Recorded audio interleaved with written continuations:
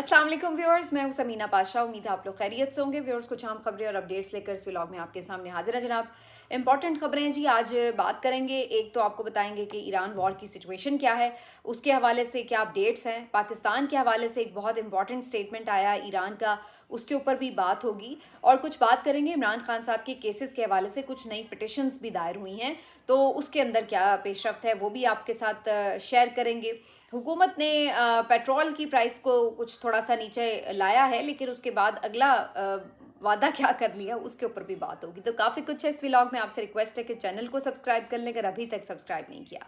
पहले बात कर लेते हैं ईरान वॉर की जी। इसमें कुछ लेटेस्ट अपडेट्स हैं। एक तो 48 घंटे की जंग बंदी की ऑफर थी अमेरिका की तरफ से, लेकिन ईरान ने स्ट्रेट अवे उसको मना कर दिया है। ईरान कहता है कि हमें ये 24 घंटे की 48 घंटे की जंगबंदी की ऑफ़र आप ना दें, ये सीज़ फायर थोड़ी देर का, ये हमें नहीं चाहिए।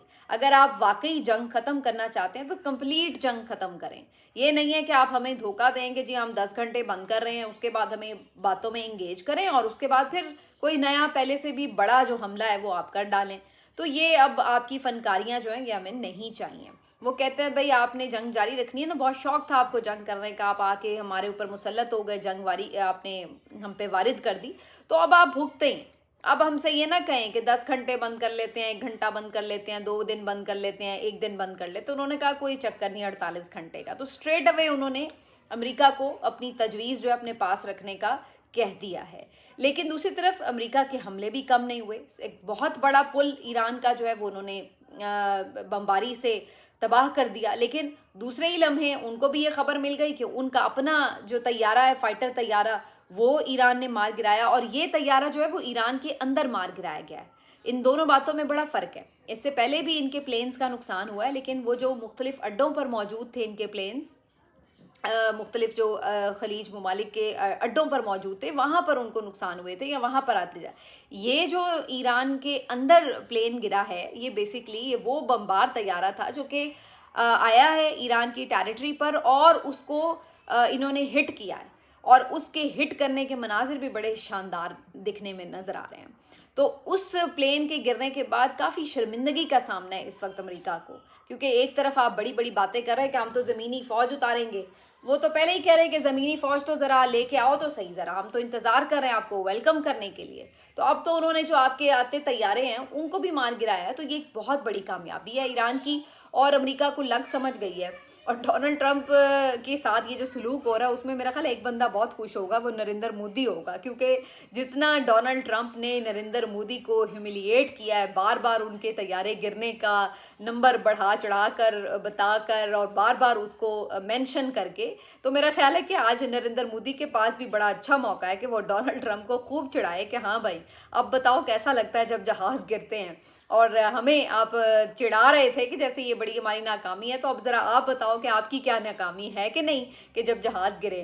तो ये एक दिलचस्प बात है। इसको आप जिस भी पैराए में देख लें कि डोनाल्ड ट्रंप जो कि जहाज़ गिरने के अमल को बड़ा यानी एक उसके लिए नरेंद्र मोदी के लिए शर्मिंदगी का बाइस बना रहे थे, वो उनकी अपनी शर्मिंदगी का बाइस भी बना हुआ है। तो दोनों बातें हो रही हैं। हमें तो वैसे दोनों के लिए खुशी है शर्मिंदा नरेंद्र मोदी हो या डोनाल्ड ट्रंप हो।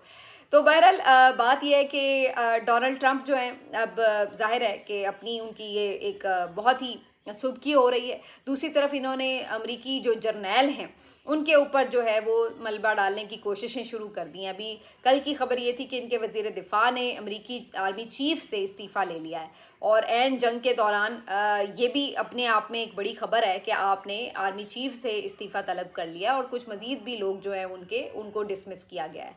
तो ये तमाम चीज़ें इस बात की तरफ इशारा हैं कि आपके तो अपने सफ़ों के अंदर पैनिक फैल गया है, क्योंकि जो आपके साथ हो रही है ईरान में, उसके बाद आपको समझ नहीं लग रही कि आप कभी अपने इत्तेहादियों पे बरसते हैं, कभी आप अपने ही जर्नैलों को डिसमिस कर रहे हैं, कभी आपके अपने लोग छोड़ के इस्तीफ़ा दे रहे हैं। तो ये आपके अपने साथ क्या हो रहा है, इसको बड़ा अच्छा ईरान की जो ट्विटर पे एम्बेसीज हैं उनकी तरफ से बड़ा अच्छा जवाब आया। उन्होंने कहा हाँ जी ठीक ठीक, रेजीम चेंज हो रहा है यानी آپ آئے تھے ہمارے ملک میں رجیم چینج کرنے اور چیزیں صورتحال یہ ہے کہ آپ کے اپنے عہدیدار سارے ایک ایک کر کے چینج ہوتے جا رہے ہیں. تو دیکھا جائے تو ایک طرح سے اچھا رجیم چینج جو ہے وہ امریکہ میں ہو رہا ہے. تو اب اس طرح سے ایک درگت بن رہی ہے امریکہ کی اور اسرائیل کی. اب اس کے بعد اسی وجہ سے یہ جنگ بندیوں کی آفریں اور یہ سب ہو رہی ہیں. لیکن اسی کے بیچ میں یہ خبر جو آئی تھی کہ ایران نے پاکستان آنے سے انکار کیا ہے جس کی وجہ سے مذاکرات آگے نہیں بڑھے. اس کے اوپر ایرانی وزیر خارجہ نے ابھی ایک ٹویٹ کیا ہے اور ایرانی وزیر خارجہ کا موقف یہ ہے کہ جو ان کا ایران کا موقف ہے اس کو غلط انداز سے پیش کیا جا رہا ہے. ہمیں اسلام آباد آنے سے کوئی پریشانی نہیں تھی، نہ ہم نے اسلام آباد آنے سے انکار کیا ہے. ہمیں بیسکلی یہ جو آفرز امریکہ کی طرف سے دی جا رہی ہیں ہمیں وہ قبول نہیں ہیں. جنگ بندی کے لیے جو کہا جا رہا ہے کہ بھی یہ کر دیں وہ کر دیں، ہرمز کھول دیں، ایسے کر دیں، ہمیں یہ چیزیں قبول نہیں ہیں. تو جو آپ شرائط اور تجاویز لے کے آ رہے ہیں ہم ان کو اگری نہیں کر رہے. ہمیں اسلام آباد کے کردار کے اوپر کوئی پرابلم نہیں ہے. بلکہ انہوں نے اس ٹویٹ کے آخر میں پاکستان زندہ باد بھی لکھا اردو میں، اور اس کے ساتھ ساتھ وہ ویڈیو بھی ساتھ میں اٹیچ کی ہوئی ہے جس میں ایرانی عوام جو ہیں وہ پاکستان کے جھنڈوں کے ساتھ پاکستان کے شکر گزار نظر آ رہے ہیں. تو یہ بیسکلی ایک انہوں نے کلیئرٹی کے لیے بات کی ہے کہ یہ جو امریکی اخبار نے بھی خبر دی، کچھ یہاں کے لوگ بھی یہ بات کر رہے تھے، تو انہوں نے کہا کہ ہم نے یہ بات درست ہے کہ جو امریکہ کے مذاکرات کے آفرز تھے ان کو ہم نے انکار کیا، لیکن ہمیں اسلام آباد کے کردار کے اوپر کوئی پرابلم نہیں ہے. بلکہ پاکستان نے تو اپنی طرف سے ایفرٹس کی ہیں کہ خطے میں ریجن کے لیے کام کر سکے. لیکن بہرحال جو شرائط اور تجاویز سامنے آئی ہیں وہ ہمارے لیے قابل قبولی ہیں. تو یہ میرا خیال ہے کہ ایک بہت ان کا اچھا جیسچر ہے. انہوں نے ایک دفعہ پھر سے پاکستان کا شکریہ ادا کیا. اب آپ کو یاد ہوگا جو میں نے کل ولاگ کیا تھا اس میں نے ایگزیکٹلی یہ بات کہی تھی کہ پاکستان نے اپنی طرف سے کوشش ضرور کی ہے. وہ کوشش کامیاب بھی ہو سکتی ہے، نہیں بھی کامیاب ہو سکتی، لیکن آپ ان دی اینڈ تو اس طرح کے ماحول میں کوئی اچھی چیز اگر کر سکتے ہیں تو وہ یہی کر سکتے ہیں کہ آپ کم از کم صلح کرانے کی کوشش کریں. تو پاکستان نے یہی کیا ہے اور پاکستان کا یہی بنتا تھا. تو میں نے بھی کل آپ کو یہی بات کہی تھی اور آج ایرانی وزیر خارجہ جو ہے ان کی طرف سے بھی اس کی اکنالجمنٹ ہوئی ہے. جہاں پہ غلطی ہو رہی ہے وہ یہ ہے جو میں نے کل بھی بات کی تھی کہ جو ٹاؤٹس ہیں وہ جس انداز سے چیزوں کو بڑھا چڑھا کر پیش کرتے ہیں اور پھر اس کو جس انداز سے اس حکومت کے لیے ایک ایکسٹرا آرڈنری کوئی کامیابی بنانے کی کوشش کرتے ہیں، اس سے پھر جو ہے وہ معاملات خراب ہوتے ہیں. کیونکہ خارجہ پالیسی جو ہے وہ ایک بڑی ڈیلیکیٹ چیز ہے، اس کو بڑا سنبھل کے اور احتیاط کے ساتھ لے کے آپ چل رہے ہوتے ہیں. اب یو اے ای کے معاملے پہ بھی میں دیکھ رہی تھی کہ انہوں نے قرض دیا، قرض آپ سے مانگ لیا، اپنے قرض واپس کرنے کا کہہ بھی دیا، لیکن اس کے بعد ایک عجیب طوفان بدتمیزی شروع ہو چکا ہے. اور جی ہم ان کے منہ پہ مار دیں گے پیسے، اور انہوں نے اپنی اوقات دکھا دی ہے، اور یو اے ای تو شروع سے ہی ہمیں ناپسند تھا، اور یہ اور وہ، اور عجیب و غریب قسم کا ایک ایٹماسفیئر جو ہے وہ نظر آ رہا ہے ٹویٹر کے اوپر. تو اس طرح سے نہیں ہوتا کہ ملکوں کے ساتھ تعلقات آپ ایک کسی سٹیپ کے اوپر جو ہے وہ ایک دم ہی آگ بگولا ہو کر یوں ہو جائے. یہ وہی ملک ہیں جو آپ کے دوست ممالک رہے ہیں، جنہوں نے اتنے عرصے تک آپ کو یہ پیسے دیے بھی رہے ہیں. ایک دم احسان نہیں بھول جایا کرتے، ایک دم ماتھے پہ آنکھیں نہیں رکھ لیا جاتے. اور ویسے بھی ابھی بھی ان کے ساتھ آپ کے جو سٹیکس ہیں وہ ٹوٹل ختم نہیں ہو جاتے. اگر آپ قرض واپس کر دیں گے تو یہ نہیں کہ آپ ان کے بوجھ سے آزاد ہو گئے. آپ کے بڑی تعداد میں جو لوگ ہیں وہاں پر ان کے ممالک میں کام کر رہے ہیں، اور ان کے ترسیلات زر سے آپ کا اس وقت پہیہ چل رہا ہے معیشت کا. تو اس لیے یہ جذباتی باتیں نہیں ہونی چاہیے. اس کو ایک بالکل جس کو کہتے ہیں کہ رسپانسبل وے میں ہی ٹریٹ کیا جاتا ہے. گورنمنٹ کی طرف سے تو خیر ایسی رسپانسبل بات کوئی سامنے نہیں آئی، لیکن سوشل میڈیا پر جو ہے وہ لوگ اپنے اپنے خیالات کا اظہار ضرور کر رہے ہیں. گورنمنٹ نے کوئی اندرونی طور پہ کوئی بریفنگ دی ہے. یہ خبر کچھ اسلام آباد کے صحافی رپورٹ کر رہے ہیں کہ جی اسحاق ڈار صاحب نے بتایا ہے کہ حالات جو ہیں وہ کافی ٹف ہونے جا رہے ہیں، کمپلیکس ہو رہے ہیں، پریشان دکھائی دیے اسحاق ڈار. اور ان کا یہ بتانا ہے کہ جی کیونکہ ظاہر ہے کہ جب آپ ہر ملک کے ساتھ معاملات کو لے کے چل رہے ہوتے ہیں تو ہر کسی کی اپنی آپ کے ساتھ توقعات ہوتی ہیں، ڈیمانڈز ہوتی ہیں، اور آپ ہر طرح سے خاص طور پر اگر آپ پاکستان ہو تو آپ ہر ایک کے احسان مند بھی ہوتے ہیں. تو پھر آپ اس لیے منہ بھر کے ہر بات کا جواب بھی نہیں دے پا رہے ہوتے. یو اے ای سے آپ پیسے لے کے بیٹھے ہیں بندے وہاں پہ کام کریں، سعودی عرب سے آپ پیسے لے کے بیٹھے ہیں، چائنا سے آپ پیسے لے کے بیٹھے ہیں، ہر طرف سے آپ کو، امریکہ سے آپ کے مفادات ہیں. تو آپ کوشش یہی کرتے ہیں کہ سب کو راضی کریں. लेकिन इस चक्कर में कहीं ना कहीं जो है किसी ना किसी के मफादात उस तरह से नहीं पूरे हो रहे होते जिस तरह से वो चाह रहा होता है। तो ये सारी गेम जो है वो आके ख़त्म होती है पैसे के ऊपर। अगर आप पैसे के लिहाज से तगड़े हैं तो फिर आप खुद मुख्तार भी हैं, आप फिर अपने फ़ैसले भी कर सकते हैं। कहीं पे आपको लगे भी कि कहीं पे आपको किसी को कोल्ड शोल्डर देना है तो आप दे भी सकते हैं। लेकिन जहाँ पर लोगों ने आपको पैसे दे दे के आपकी मईशत को चलाया हुआ हो तो वहाँ पर फिर आप उनको मुंह भर के इनकार भी नहीं कर पा रहे होते, तो आप एक बड़ी डिफ़िकल्ट सिचुएशन में हो जाते हैं। और यही कुछ सूरत हाल जो है वो इसहाक डार साहब ने बयान भी की है। अब बज़ाहिर ऐसा लगता है कि जो आपके अरब ममालिक हैं, जो अमेरिका है, उनकी आपके साथ तवक्कुआत कुछ और हैं कि आप शायद ईरान के लिए इतने फेवरेबल ना रहें, आप उनके अगेंस्ट कोई पोजीशन लें मे बी। लेकिन दूसरी तरफ जो आपके ईरान के साथ ताल्लुकात हैं उसमें आपकी कोशिश है कि जी हम ईरान को किसी तरह से फैसिलिटेट भी करें, और बल्कि ईरान को क्या फैसिलिटेट करें, ओवरऑल ख़ित्ते में जो है एक अमन आ जाए, तो आप उसके लिए भी कोशिश करें। तो ये काफ़ी जी आने वाले दिनों में फर्दर क्या सिचुएशन बनेगी, क्योंकि ख़बर ये भी आई है कि जो यूएई को पैसे आपने देने हैं उससे वो पैसे ज़ाहिर हमने कोई वेल्थ जनरेट तो नहीं की। इस हुकूमत की नाकाम तरीन माशी पॉलिसियों की वजह से पाकिस्तान में तो इस वक्त ना तो कोई बैरूनी इन्वेस्टमेंट हुई है, ना मईशत का कोई पहिया बहुत अच्छा चल रहा है, करंट अकाउंट खसारा है, अनएम्प्लॉयमेंट है, तमाम चीज़ें हैं, और आपके जो मैक्रो इंडिकेटर्स हैं वो भी सारे ख़राब हैं। तो ऐसे में आपके मुल्क में कोई इतना ख़जाना तो पड़ा नहीं कि आप उठा के $3.5 अरब यूएई को दे भी देंगे तो आपको फ़र्क नहीं पड़ेगा। तो अल्टीमेटली आपने क्या करना है, वो जो गरीब जिस तरह करता है ना कि फिर उसने कर्जा मांग लिया तो एक और जगह से कर्जा पकड़ो और उसका दे दो, और फिर जब वो मांगेगा तो किसी और जगह से पकड़ो और उसका दे दो, तो वो इस तरह अपनी रोलिंग चला रहा होता है। तो हमारा भी इस वक्त पाकिस्तान का यही हाल हुआ पड़ा है। खबर ये आ रही है कि शायद सऊदीया हमें मजीद पैसे दे देगा, जिसकी वजह से हम जो यूएई के पैसे देने के बाद हमारा झटका होगा ज़र मुबादला के ज़खायर को, उसको थोड़ा सा वो सपोर्ट फ्राहम कर देगा सऊदी अरब। तो देखते हैं वो इस तरह होता है या नहीं होता। लेकिन बहरहाल अभी इस वक्त की जो सिचुएशन है उसमें काफ़ी ज़्यादा इन तमाम चीज़ों के हवाले से डिस्कशन हो रही है।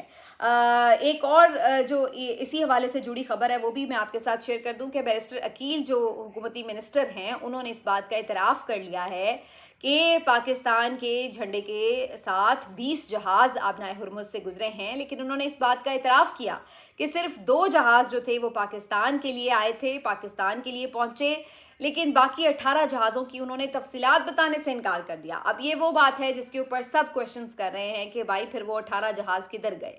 आपको 20 जहाज़ गुजारने की इजाज़त मिली तो वो फिर आपने 18 जहाज़ बाकी किधर भेजे हैं? क्या आपने जहाँ भेजने थे वहाँ आपने ईरान की रजामंदी से भेजे, या आपने अपने तौर पर किसी और मुल्क के साथ डील किया है? तो ये अब एक बड़ा मुअम्मा बन गया है कि जनाब वो जहाज़ कहाँ हैं। तो अब इसके ऊपर उन्होंने कहा कि जी वो मुनासिब नहीं है, तफसीलात वो बता नहीं सकते, लेकिन ये उन्होंने क्लियर कर दिया कि उनमें से सिर्फ 2 जहाज़ ही पाकिस्तान के इस्तेमाल के लिए लेकर आया था सामान। अच्छा जी, अब एक जो अहम खबर है वो भी इसी से जुड़ी पाकिस्तान के हवाले से आपको बता देते हैं। तेल की जो लेवी है वो 80 रुपये आपको पता है शहबाज शरीफ साहब ने रात गए कम कर दी, और उसके बाद जो है अब इसके ऊपर मुख्तलिफ तबसरे तज्जिए सोशल मीडिया पर जारी हैं। कोई कह रहा है कि जी आपने 100 जूते और 100 प्याज खाते किसी को देखा है कि, यानी अगर आपने इतना पहले ना बढ़ाया होता, इतना तूफान इतनी लानतान आपके ऊपर हुई और उसके बाद फिर आपने दोबारा काम भी वो किया कि उससे फिर पहले से कम भी किए पैसे, तो आपको क्या फ़ायदा हुआ? कौन आपको इस तरह के मशवरे देता है? उस वक्त तो आप ये बता रहे थे कि जनाब अगर इतने नहीं बढ़ाए तो हम मर जाएंगे।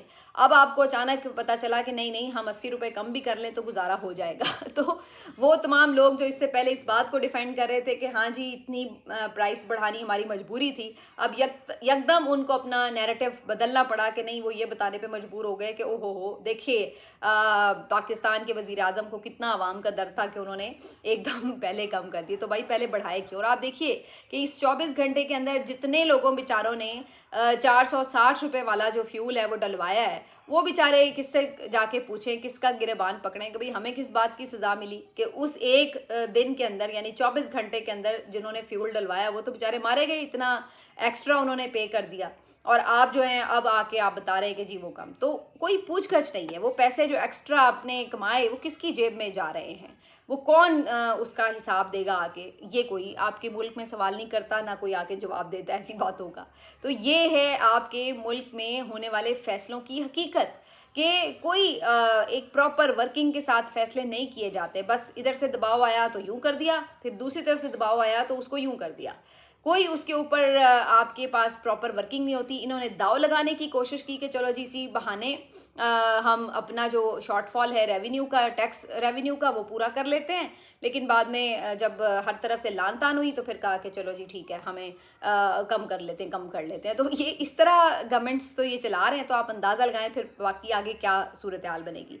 अच्छा जी, आखिर में अब ये खबर अलबत्ता ज़रूर आ रही है कि IMF को इन्होंने यकीन दहानी करा दी कि अब बिजली की जो कीमत है वो हम इंक्रीज़ कर देंगे। तो यानी अगर फ्यूल में आपने उधर थोड़ा सा हाथ हल्का किया भी है तो अब जी हम बिजली बढ़ा देंगे, उसकी कीमत बढ़ा देंगे। तो यानी कान जो है वो पाकिस्तानी अवाम के ही पकड़वाए जाएंगे, चाहे वो सुबह पकड़वाए जाएँ, चाहे शाम को पकड़वाए जाएँ, चाहे वो डायरेक्ट पकड़वाए जाएँ, चाहे वो मुर्गे की फॉर्म में खड़ा करके पकड़वाए जाएँ, लेकिन कान उन्हीं के पकड़वाए जाएंगे। आप डायरेक्ट तेल महंगा कर दें, आप बिजली महंगी कर दें, आप चीज़ें महंगी कर दें, या आप किसी और तरीके से पैसे निकलवा लें, लेकिन पैसे अवाम नहीं देने हैं भाई, ये बात सीधी है और इस बात को अंडरस्टैंड कर लें। मिलते हैं आपसे अगले वीलॉग में, अपना ख्याल रखिए, अल्लाह हाफिज़।